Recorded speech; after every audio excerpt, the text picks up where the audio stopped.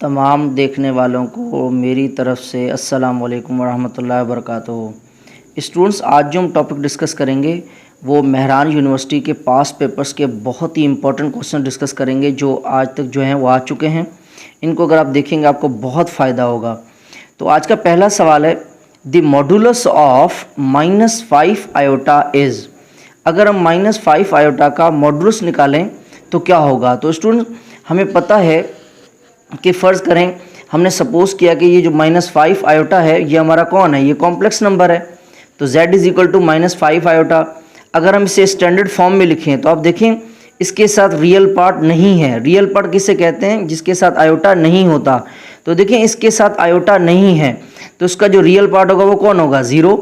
और इसका जो दूसरा इमेजिनरी पार्ट है वो कौन है, -5, वो हमने रखा।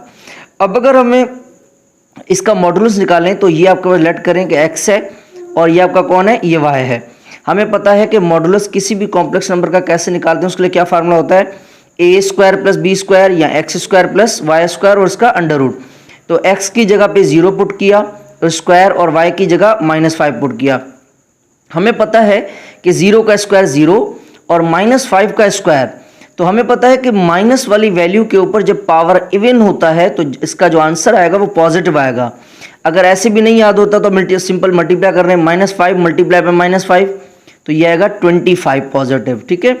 और अगर हम z का 25 का अगर हम अंडर रूट निकालें तो इसका आंसर क्या आएगा, 5। तो इसका जो राइट ऑप्शन होगा वो क्या होगा, बी ऑप्शन करेक्ट होगा।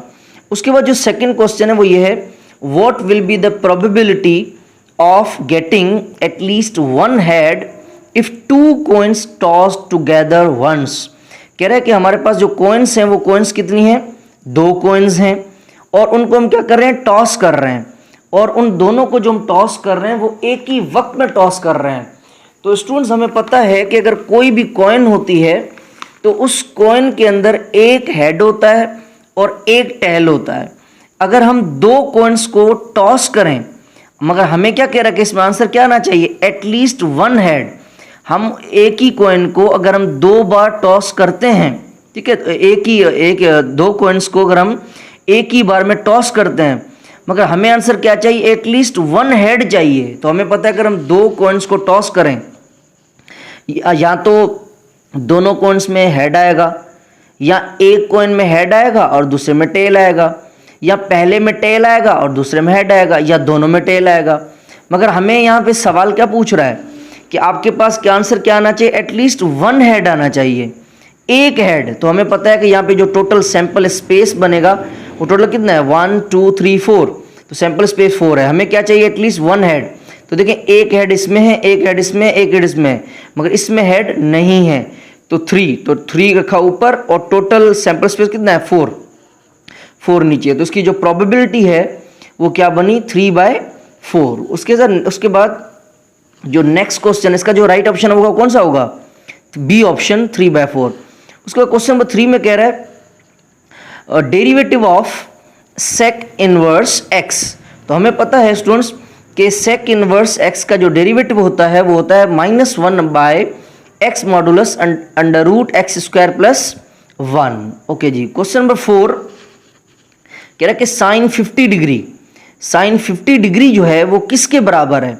तो स्टूडेंट्स, हमें पता है कि साइन 50 डिग्री, हमें पता है कि जो साइन अल्फा होता है वो बराबर होता है कॉस बीटा के।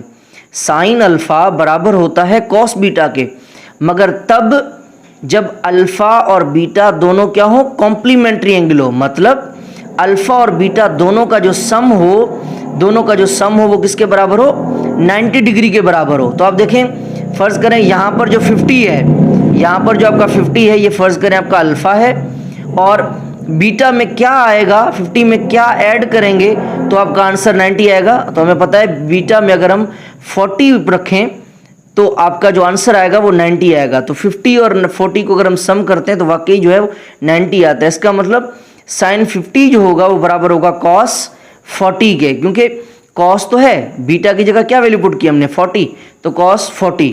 तो आप चेक करें इसमें ऑप्शन कौन सा होगा, cos 40 will be the A option. A option जो है वो करेक्ट है। उसके बाद क्या कह रहा है, which of the following is true.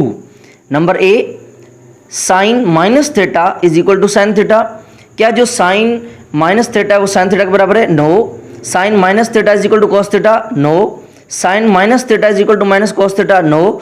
Sign minus theta is equal to minus sine theta? ये यस, इट्स करेक्ट।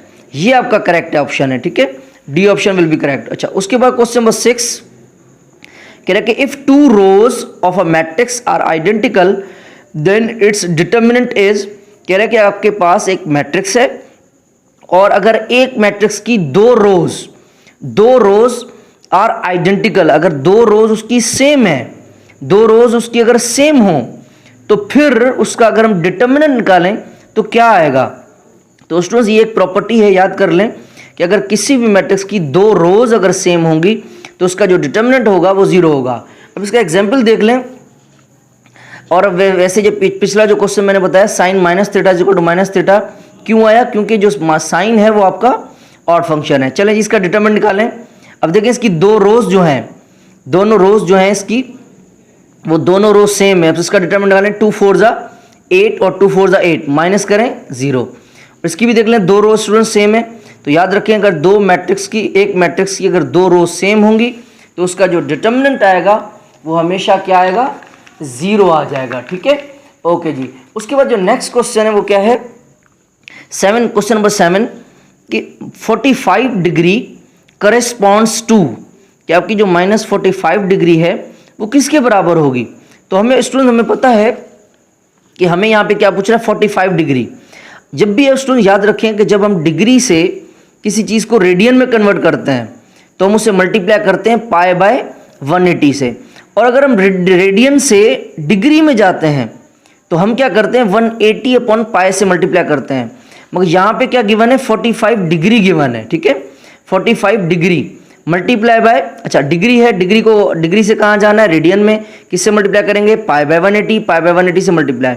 अब हमें पता है 45 का अगर हम टेबल लगाएं तो 45 1 जा 45 और 45 को अगर हम 4 से मल्टीप्लाई करें तो आपका क्या आएगा? 180 आ जाएगा, ठीक है। तो क्या बना आंसर? Pi by 4। तो उसका राइट ऑप्शन कौन सा होगा? Pi by 4। और डिग्री को हमेशा मेजर किस में करते हैं? रेडियन में करते हैं। तो इसका आंसर आएगा पाई बाय 4 रेडियन, ठीक है। ओके जी। उसके बाद क्वेश्चन नंबर 8 पे आ जाते हैं। ओके जी, क्वेश्चन नंबर 8 क्या है? क्या कह रहा है कि the solution of the differential equation dy by D X is equal to sine X. क्या कह रहा है कि ये आपका जो आपके पास क्वेश्चन है dy upon D X is equal to sine X, इस ये जो आपके पास डिफरेंशियल इक्वेशन है इसका आप सोल्यूशन निकालें। तो स्टूडेंट्स इसका सोल्यूशन कैसे निकालेंगे? बिल्कुल आसान है। सबसे पहले हम क्या करेंगे? अब देखिए हमारे पास क्वेश्चन क्या है? dy upon D X is equal to sine X. सबसे पहले हम इस वेरिएबल्स को सेपरेट करेंगे, जो एक जैसे वेरिएबल्स होंगे उनके साथ रखेंगे। तो यहाँ पर dx जो है वो डिवाइड कर रहा है, इधर इस तरफ क्या करेगा? मल्टीप्लाई। तो क्या बन गया? dy is equal to sine X dx। अब इसकी इंटीग्रेशन करें, इंटीग्रेशन करेंगे, इंटीग्रेशन इस तरफ भी आएगी इस तरफ भी आएगी, इंटीग्रेशन टू बोथ साइड। तो हमें पता है जो dy की इंटीग्रेशन होती है वो होती है y, और जो साइन एक्स की इंटीग्रेशन होती है वो होती है माइनस कॉस एक्स प्लस सी। तो इसका जो ऑप्शन होगा वो राइट ऑप्शन कौन सा होगा? y is equal to minus cos x plus C. Okay जी। उसके बाद क्वेश्चन नंबर 9। क्वेश्चन नंबर 9 क्या है? क्वेश्चन नंबर 9 देखें, x upon tangent x is equal to, कह रहा है कि अगर लिमिट x टेंस टू 0 हो, अगर लिमिट x टेंस टू 0 हो और x अपॉन 10x हो तो ये किसके बराबर होगा? तो स्टूडेंट्स याद रखिएगा, मैंने कुछ रिजल्ट्स आपके लिए लिख दिए हैं कि जब लिमिट आपकी x अप्रोचेस टू 0 होगी, x अपॉन टेंजेंट x हो, x अपॉन साइन x हो या साइन x अपॉन x हो, तो इसका जो आंसर आएगा that answer always will be 1, ठीक है। और अगर हम इस तरह अगर हमें याद नहीं है तो हम इस तरीके से भी सॉल्व कर सकते हैं। एल लॉपिटल रूल जो है इससे भी अगर हम सॉल्व करेंगे तो हमारा आंसर 1 ही आएगा। ओके जी। उसके बाद स्टूडेंट नेक्स्ट क्वेश्चन है क्वेश्चन नंबर 10। अब क्वेश्चन नंबर 10 देखें क्या है? क्या कह रहा है कि if a is equal to 2 7 5 9 4 और b इज इक्वल टू 1 3 4 6 और 8, और उसके अलावा उसके बाद जो आपके पास c है, दो ही हैं a b, और यहाँ पे कह रहा है कि विच of the following is holds true. आपने ये बताना है कि a option, b option, c option और d ऑप्शन इनमें से सही कौन सा है। क्या कह रहा है कि a यूनियन b। अब देखिए स्टूडेंट्स कि इसको अगर हम सॉल्व करें तो अगर मैं इसका यूनियन निकालूं, ए और बी का अगर मैं यूनियन निकालूं तो ए और बी का जो यूनियन होगा वो होगा ये आपके पास आ जाएगा। और अगर मैं कहूँ ए यूनियन बी मैंने किया तो ये आंसर आ गया। क्या ये जो ए यूनियन बी है ये पूरे का पूरा ए के बराबर है? हम कहेंगे नो। क्या ये पूरे का पूरा बी के बराबर है? नहीं। अगर हम ए डिफरेंस बी करें तो जब हम ए डिफरेंस बी करेंगे तो आंसर आएगा 2759, और अगर हम बी डिफरेंस ए करें तो आएगा 1368। तो ए यूनियन बी ए के बराबर भी नहीं होगा, ए यूनियन बी बी के बराबर भी नहीं होगा। अगर हम ए डिफरेंस बी करें और बी डिफरेंस ए करें, इन दोनों का जो आंसर होगा वो आंसर जो है दोनों का बराबर नहीं आएगा, क्योंकि कम्यूटेटिव लॉ डिफरेंस में ओबे नहीं करता। अब फिर भी इन ऑप्शंस को थोड़ा देख लें। ए यूनियन बी करें, ए के बराबर आएगा? कभी भी नहीं आएगा। A union B is equal to B, ये भी नहीं आएगा। A difference B is equal to B difference A, ये भी आंसर सेम नहीं आएगा। और A difference B is not equal to B difference A, ये this answer will be the correct option. ये आपका आंसर सही होगा जैसे मैंने आप लोगों को दिखाया, ठीक है। उसके बाद अगर 11 क्वेश्चन देखें, क्या कह रहे हैं? Root of the equation 6x² - 5x - 4 is equal to 0 are. कह रहा है कि ये आपके पास एक इक्वेशन है, इसके जो है आप रूट्स निकालें। तो अगर हम इसके रूट्स निकालें तो कैसे निकालेंगे? बिल्कुल आसान है। हमें इसके रूट्स निकालने के लिए सबसे पहले क्या करना पड़ेगा? इसके मिडल टर्म को ब्रेक करना पड़ेगा। अगर हम इसके मिडल टर्म को ब्रेक करें, 6x² + 3x - 8x, ये इसके रूट्स होंगे। मिडल टर्म को ऐसे ब्रेक करेंगे, ठीक है। माइनस के 8x में से 3x निकाल दें तो माइनस का 5x, ठीक है। उसके बाद इनके दो पेयर बनाए, कॉमन निकाल लें, 3x कॉमन, यहाँ पे बचा 2x प्लस, और यहाँ पे कुछ भी नहीं मतलब 1 माइनस आपका सेम, यहाँ से मैंने कॉमन निकाला 4, यहाँ पे बचा 2x + 1। दोबारा मल्टीप्लाई करें, 3 को 2 से 6, x को x से x² प्लस 3x को 1 से 3x, और 4 को अगर हम 2x से करेंगे तो आएगा 8x, और -4 को अगर हम 1 से करेंगे तो -4। ये दोनों ब्रैकेट सेम हैं, इनको एक बार रखा, 3x - 4 3x - 4 दोनों इक्वल टू 0, दोनों इक्वल टू 0, इसका मतलब ये भी इक्वल टू 0, ये भी इक्वल टू 0, इसको दोनों को इक्वल टू 0 किया। अब हमें x की वैल्यू चाहिए, तो ये 1 प्लस का अगर इस तरफ आएगा माइनस का, ये 2 मल्टीप्लाई कर रहा है इस तरफ, क्या करेगा? डिवाइड। तो x की वैल्यू क्या आई? -1/2। और अगर यहाँ से करें -4, ये माइनस का है, इस तरफ आएगा तो प्लस का हो जाएगा। हमें x की वैल्यू चाहिए तो 3 मल्टीप्लाई कर रहा है इस तरफ, क्या करेगा? डिवाइड। तो x विल बी 4/3, ठीक है, -1/2 और 4/3। तो कौन सा इसका ऑप्शन करेक्ट है? -1/2 and 4/3, B option will be the correct. Okay जी। 12 क्वेश्चन क्या कह रहा है कि यूनिवर्सल सेट इज, कि आपका जो यूनिवर्सल सेट होता है वो क्या होता है? बी ऑप्शन पहले पढ़ते हैं। The subset of every set, universal set सबका सबसेट नहीं होता। The set of all real numbers, नहीं। The set of all complex number, नहीं। Universal set is the super set of every set under consideration, बिल्कुल universal set जो होता है वो सुपर सेट होता है, सबसे बड़ा सेट होता है, और इसके अंदर हम अपने एलिमेंट्स जो है अपनी मर्जी से रखते हैं। उसके बाद correct question number 13, the sum of any two complex numbers of the form a plus iota b is always, कह रहा है कि अगर हमारे पास दो कॉम्प्लेक्स नंबर्स हैं और उनका अगर हम सम निकालें, दो कॉम्प्लेक्स नंबर को अगर हम प्लस करें तो इसका जो आंसर आएगा वो क्या आएगा? तो याद रखिएगा, अगर हम दो कॉम्प्लेक्स नंबर को या दो से ज़्यादा कॉम्प्लेक्स नंबर को जब सम करते हैं तो अगेन कॉम्प्लेक्स नंबर आता है। तो let suppose a + iota b और दूसरा मैंने रखा a + iota b। अगर हम इन दोनों को प्लस करें, a 2a plus plus same iota b 2 iota b, तो देखें ये भी कॉम्प्लेक्स नंबर, ये भी कॉम्प्लेक्स नंबर, दोनों को प्लस किया फिर भी आंसर हमारे पास क्या आया? Complex number. तो बिल्कुल अगर हम दो कॉम्प्लेक्स नंबर को आपस में ऐड करेंगे तो जो आपका अगेन आंसर आएगा वो भी कॉम्प्लेक्स नंबर होगा। तो A option will be the correct option, ठीक है। ओके जी। तो हमारे पास अभी कितने क्वेश्चंस हो गए? 13 क्वेश्चन हो गए। हम आगे क्वेश्चंस पर चलते हैं। उसके बाद 14 क्वेश्चन है। 14 क्वेश्चन बिल्कुल इजी है। कह रहा है कि find the nature of the roots of the quadratic equation. हमारे पास एक क्वाड्रेटिक इक्वेशन है, इसकी हमें रूट्स की नेचर बतानी है कि रूट्स की जो नेचर होगी वो क्या होगी। तो हमें पता है कि नेचर ऑफ रूट्स को हम डिस्क्रिमिनेंट कहते हैं। तो हमारे पास इक्वेशन क्या है? 4x² = a 4x - a। तो a को मल्टीप्लाई करें, पहले इक्वेशन को हम सिंपल करेंगे, ए को 4x से मल्टीप्लाई करें 4x और ए को a से मल्टीप्लाई a स्क्वायर। अब इस पूरी वैल्यू को आप इस तरफ ले आएं, 4x प्लस का है, इस तरफ आएगा तो माइनस का हो जाएगा, a माइनस का है, इस तरफ आएगा प्लस का, इक्वल टू 0। अब a की वैल्यू क्या है 4, b की वैल्यू क्या है -4a और c की वैल्यू क्या है a स्क्वायर।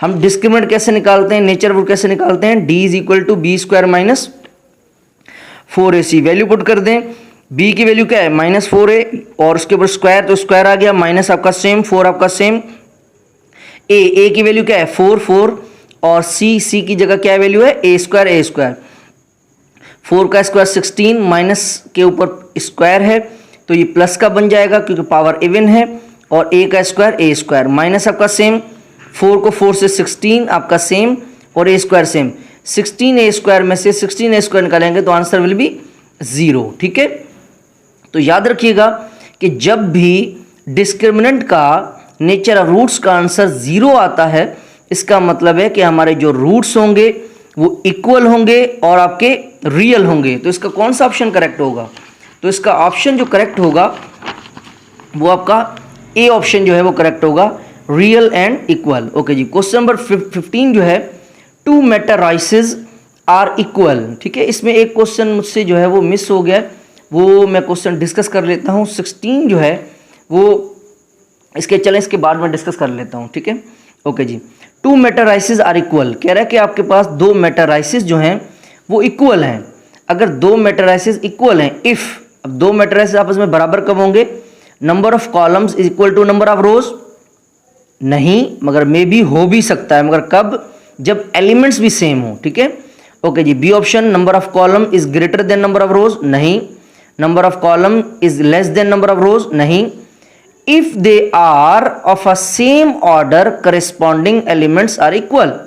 2 मेटाराइसेस आपस में बराबर तब होते हैं जब उनका ऑर्डर सेम हो और उनके जो एलिमेंट्स हों वो भी आपके सेम हो। ठीक है, तो इसका जो डी ऑप्शन होगा वो बिल्कुल 100% करेक्ट होगा। ठीक है, उसके बाद 17 क्वेश्चन देखें, बिल्कुल सिंपल है। 17 क्वेश्चन क्या है, to each element of a group how many inverse element corresponding to each element will exist. क्या कह रहा है कि ग्रुप के अंदर जितने भी एलिमेंट्स होते हैं, ग्रुप के अंदर हर एलिमेंट का जो इनवर्स होता है वो कितने इनवर्स होते हैं। याद रखिएगा, हर एलिमेंट का जो इनवर्स होता है वो ग्रुप के अंदर एक ही होता है, किसी भी एलिमेंट का इनवर्स 2 नहीं होते। लेट्स सपोज हमारे पास एक इंटीजर सेट है। ठीक है, इंटीजर सेट जो है लेट्स सपोज पॉजिटिव। अब इंटीजर सेट में फॉर एग्जांपल एलिमेंट है 3, अगर मैं कहूँ 3 का इनवर्स क्या होगा -3, 2 का इनवर्स क्या होगा -2।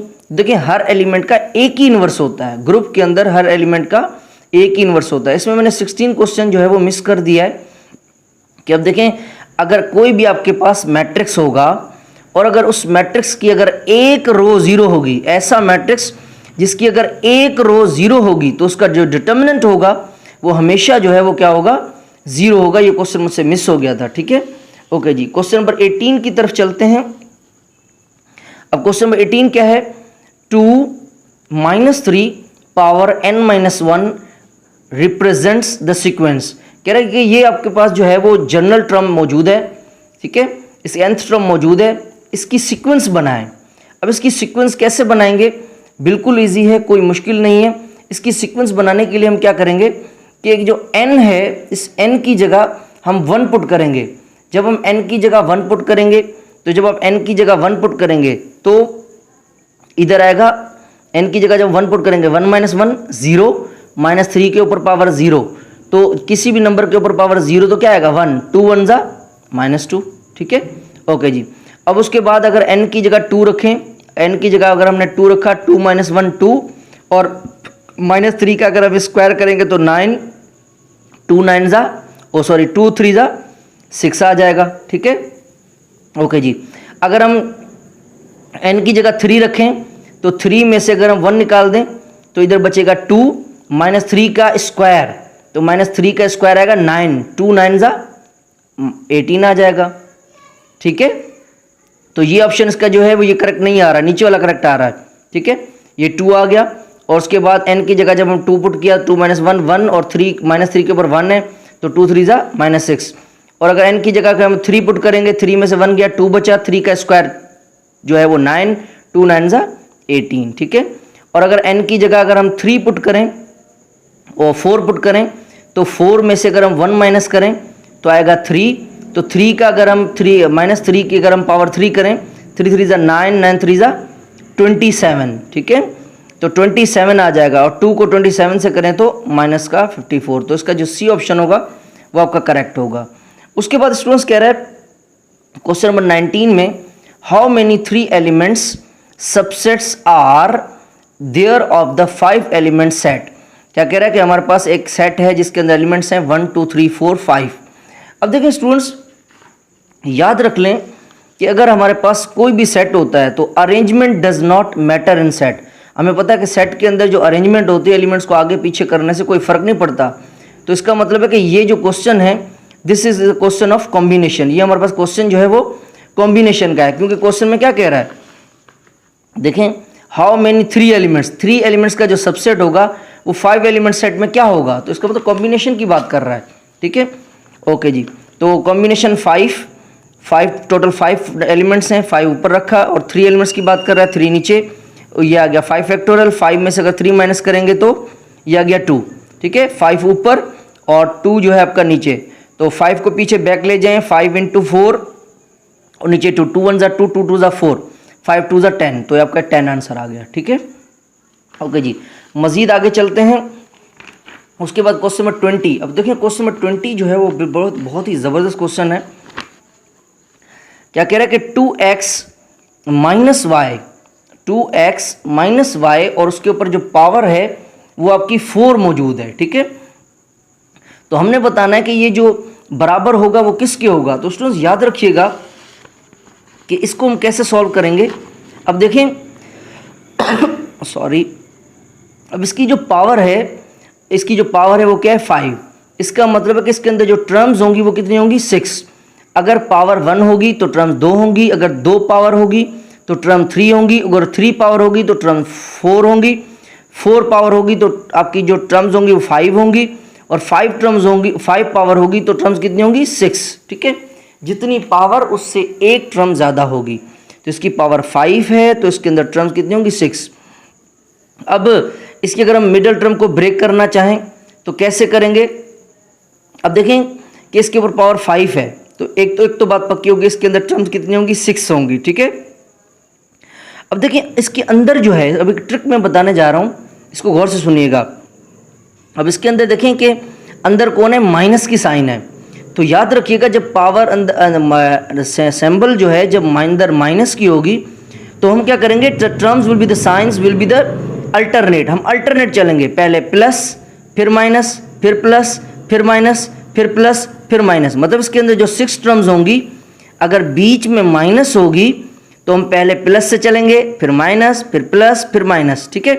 अब जैसे देखें इसका अगर हम ऑप्शन देखें तो पहला ऑप्शन देखें, पहला ऑप्शन जो है इसके अंदर टर्म्स कितनी है 1 2 3 4 5 6, जितने भी ऑप्शन हैं इसके अंदर 6 टर्म्स हैं, ठीक है। ओके जी, मैंने क्या कहा कि अंदर अगर माइनस होगी तो पहली इसकी टर्म जो होगी वो पॉजिटिव, फिर नेगेटिव, फिर पॉजिटिव, फिर नेगेटिव। तो देखें पहली पॉजिटिव है, दूसरी नेगेटिव, फिर पॉजिटिव, फिर नेगेटिव है ना, इसका मतलब ए ऑप्शन करेक्ट नहीं है। फिर ऑप्शन बी देखते हैं, पहला पॉजिटिव दूसरा नेगेटिव, फिर पॉजिटिव फिर नेगेटिव, फिर पॉजिटिव फिर नेगेटिव, इसका मतलब B option will be the correct option. मगर सी देख लें, पहला पॉजिटिव दूसरा पॉजिटिव, ये ऑप्शन करेक्ट नहीं है। पहला प्लस फिर माइनस फिर माइनस, तो ये ऑप्शन भी करेक्ट नहीं है, ठीक है। ओके जी, नेक्स्ट क्वेश्चन पर आते हैं। तो इसका जो बी ऑप्शन है वो करेक्ट है। उसके बाद नेक्स्ट ऑप्शन पे आते हैं, नेक्स्ट क्वेश्चन पर आते हैं। उसके बाद नेक्स्ट क्वेश्चन क्या है 21, the middle term in the expansions of a + b power 22 is. क्या कह रहा है कि अब ये आपके पास एक क्वेश्चन है, इसकी जो है वो मिडल टर्म बताएं क्या होगी, इसकी एक्स को एक्सपेंड करें। तो स्टूडेंट्स याद रखिएगा कि ये जो क्वेश्चन है a + b पावर 22। अब देखें इसकी जो इंडेक्स है वो इंडेक्स क्या है 22 है। याद रखिएगा कि अगर इंडेक्स इवन होगी, अगर इंडेक्स इसकी इवन होगी तो इसकी जो मिडल टर्म होगी वो 1 होगी। याद रखें अगर इंडेक्स इवन होगी तो इसकी जो मिडल टर्म होगी वो हमेशा 1 होगी, सही है। और अगर इसकी इंडेक्स ऑड होगी तो इसकी जो मिडिल टर्म होंगी वो कितनी होंगी, वो 2 होंगी, ठीक है। ओके जी, तो यहाँ पर तो आपकी इंडेक्स जो है वो आपकी इवन है, तो इंडेक्स अगर इवन है तो इवन के लिए फार्मूला क्या होता है, n+2/2, ठीक है। और n, अब मुझे बताएं n इंडेक्स क्या है आपके पास 22, और n की जगह पे 22 पुट कर दें, प्लस और 2 का 2 सेम, और नीचे क्या है 2 का 2 सेम, ठीक है। 22 + 2 24, और नीचे 2 1 = 2 2 12 = 24। तो ये आपकी ये जो टर्म है, ये वाली जो आपकी टर्म है, ये कौन सी है, 12th टर्म है आपकी। कौन सी टर्म है, 12th टर्म है, ठीक है। ओके जी, तो इसका जो ऑप्शन होगा करेक्ट वो आपका कौन सा होगा, सी ऑप्शन। उसके बाद क्वेश्चन नंबर 22 क्या कह रहा है कि in which quadrant does the terminal side lie if sin theta less than 0 and cos theta is greater than 0।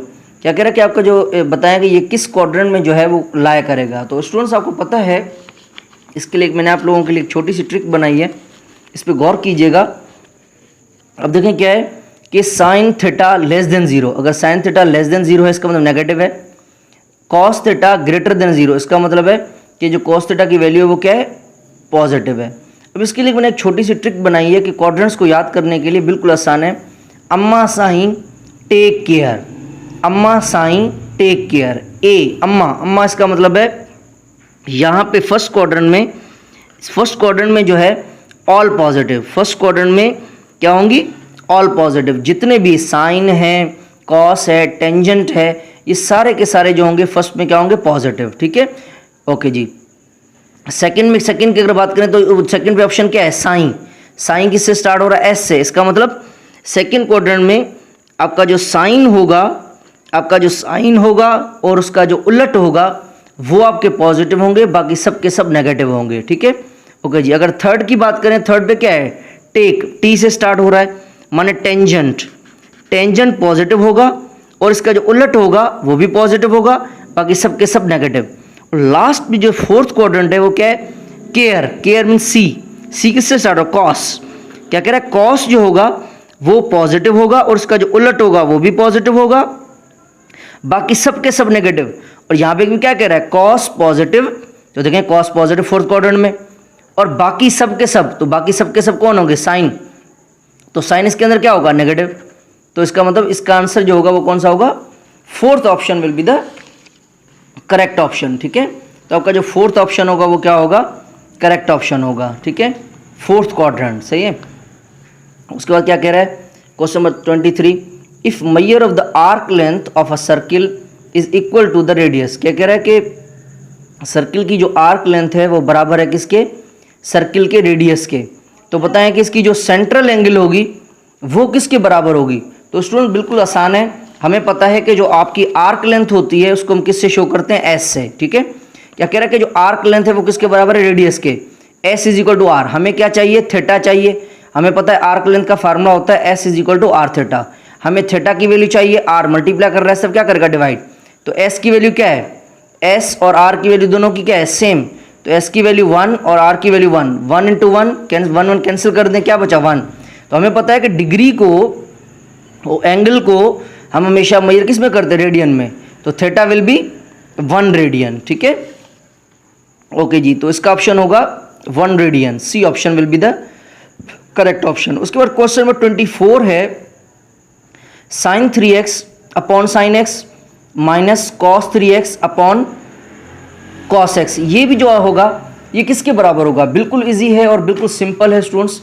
देखिए कैसे होगा, इसके लिए बिल्कुल आसान मैंने आपके लिए तरीका बनाया है, इसको हमने अंडरस्टैंड करना है और बिल्कुल ही आसान है, कोई मुश्किल नहीं है, थोड़ा सा आपने बस जो है उस पर गौर करना है। अब कैसे होगा ये, सबसे पहले देखें आपके पास क्वेश्चन क्या है, क्वेश्चन को समझें, ठीक है। तो क्वेश्चन आपके पास क्या मौजूद है, cos 3x minus cos 3x upon sin x minus cos 3x upon cos x। तो सबसे पहले देखें इन दोनों के जो डिनोमिनेटर हैं वो डिफरेंट है, sin x को cos x से मल्टीप्लाई और cos 3x को cos से मल्टीप्लाई और sin x को इससे मल्टीप्लाई। तो ये आ गया आपके पास, और बीच में माइनस है तो माइनस। अब सपोज करते हैं कि जो अल्फ़ा है वो आपका 3x है और x जो है बीटा आपका x के बराबर है, ठीक है। ओके जी, और हमें पता है कि जो sine alpha cos beta minus cos alpha sign beta ये बराबर होता है साइन अल्फा माइनस बीटा। तो देखें यही फॉर्म ऊपर बन रही है, साइन 3x माने अल्फा, कॉस आपका सेम, x माने बीटा, माइनस आपका सेम, कॉस आपका सेम, 3x माने अल्फा और साइन आपका सेम, x की जगह पे बीटा। ये किसके बराबर होगा, sine alpha minus beta. Alpha की वैल्यू क्या है 3x और बीटा की वैल्यू क्या है x, तो क्या होगा साइन 3x माइनस एक्स और नीचे की जो भी वैल्यू है वो आपकी हम सेम रख देंगे, ठीक है।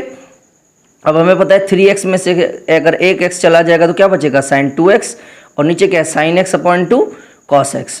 अब हमें पता है जो साइन 2x है वो किसके बराबर है 2 sine x into cos x और नीचे का नीचे जो भी है वो सेम। अब साइन x में कैंसिल, कॉस x में कैंसिल, आंसर विल बी 2। तो आपका क्या बचा, बाकी आपका बचा 2, ठीक है। ओके, उसके बाद क्वेश्चन नंबर 25 जो है कह रहा है कि if the vertex of the parabola, क्या कह रहा है कि पैराबोला की वर्टेक्स बताएं अगर y minus 3 whole square is equal to minus 8x minus 4 जो है वो ये है। तो बिल्कुल आसान है। सबसे पहले हम क्या करेंगे, आपके पास क्या है इक्वेशन क्या मौजूद है, y minus 3 whole square is equal to minus 8x minus 4। अब हम क्या करेंगे, हमें पता है कि पैराबोला जो है उसकी जो इक्वेशन है वो आपकी ये होती है, ठीक है। हम इसको इससे कंपेयर करेंगे, ठीक है।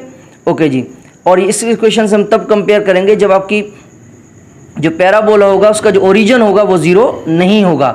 तो वर्टेक्स के लिए इक्वेशन क्या होती है, वर्टेक्स के लिए जुमला क्या होता है, v is equal to centre क्या होता है, v is equal to h minus h comma k, ठीक है। तो k की वैल्यू क्या है, इसको कंपेयर करें, k की वैल्यू क्या है 3 और h की वैल्यू क्या है 4। तो h is equal to 4, k is equal to 3, ठीक है। ओके जी, तो इसका राइट जो ऑप्शन होगा वो क्या होगा 4 and 3, 4 and 3 will be the right option. उम्मीद करता हूँ आज की मेरी वीडियो आप लोगों को ज़रूर पसंद आई होगी। अपने फ्रेंड्स में दोस्तों में ज़रूर शेयर कीजिएगा। बेस्ट ऑफ लक, इनको पढ़ के जाएगा इंशाल्लाह, आपको बहुत ही फ़ायदा होगा। स्टे ब्लेस्ड, स्टे इंस्पायर्ड, अल्लाह हाफिज़।